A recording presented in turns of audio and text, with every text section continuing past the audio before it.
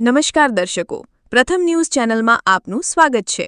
રજૂ છે આજના સૌથી મોટા અને તાજા બ્રેકિંગ ન્યૂઝ। ચાલો શરૂ કરીએ આજના મુખ્ય સમાચારો સાથે। ગુજરાતના વાતાવરણમાં મોટો પલટો। આગામી 7 દિવસ મેઘરાજા બોલાવશે ધડબડાટી। હવામાન વિભાગની નવી આગાહી સામે આવી। દક્ષિણ ગુજરાતના ખેડૂતો માટે મોટી રાહત। ચોમાસું ખેંચાતા સરકારે લીધો મોટો નિર્ણય। હવે મળશે ખેડૂતોને 10 કલાક વીજળી। દિલ્હી, મુંબઈ અને અમદાવાદ સહિત દેશના મુખ્ય શહેરોમાં ઘરેલું અને કોમર્શિયલ સિલિન્ડરનો આજનો ભાવ ઘટ્યો। મેલોની મારી સાથે ફોટો પડાવવા આજીજી કરતા હતા। ડોનાલ્ડ ટ્રમ્પના દાવા પર ઇટાલીના પ્રધાનમંત્રીનો જડબાતોડ જવાબ। રાજકારણના મેદાનમાં મોટો ખેલ। ઉદ્ધવ ઠાકરેએ રાજીનામું આપવાની આપી ઓફર। બળવાખોરો સામે લાલ ગુમ થયા। હોર્મુઝ સ્ટ્રેટનો રસ્તો આખરે ખુલ્યો। સમજૂતી બાદ પહેલા જ દિવસે 25 જહાજો પસાર થઈ ગયા।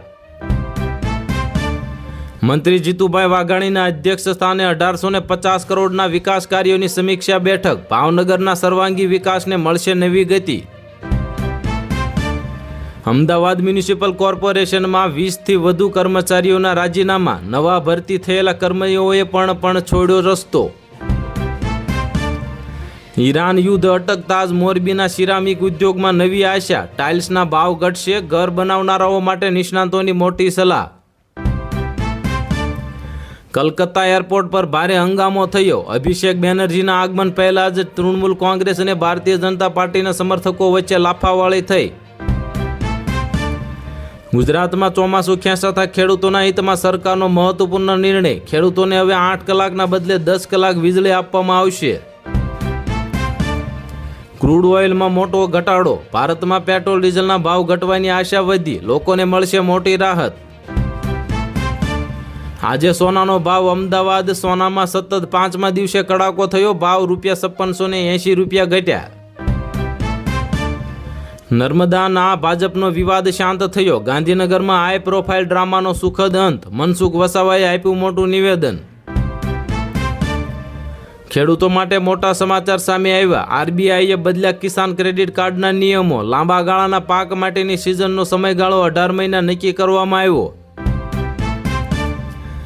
2 મહિનાની સિઝન દરમિયાન માવઠું ન આવતા મબલક પાક ઉતર્યો। તાલાળા માર્કેટ યાર્ડમાં 9.5 લાખથી વધુ બોક્સની થઈ કેરીની આવક।